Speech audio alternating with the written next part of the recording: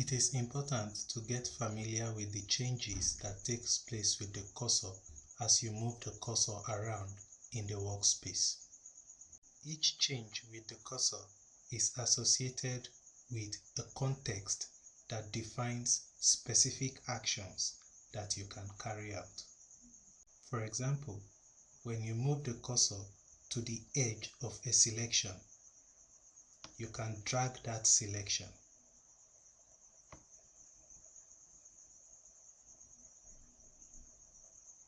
In another case, if you move the cursor to the lower right corner of a selection, you will get the fill handle. You can drag to populate contiguous range. In addition, you can select an entire column if you click on the column alphabet.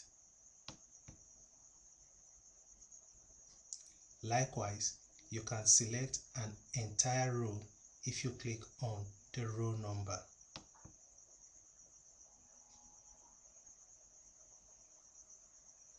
If you move the cursor to the boundary between two columns, then you can drag to resize the column to the left.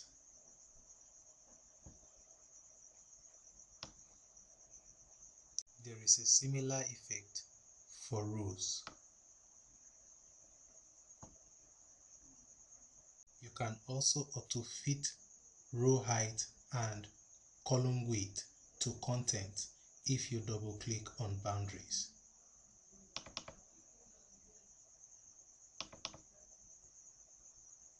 In addition, you can select a contiguous range of cells if you drag the cursor over the range. Finally, you can select the entire workspace if you click here.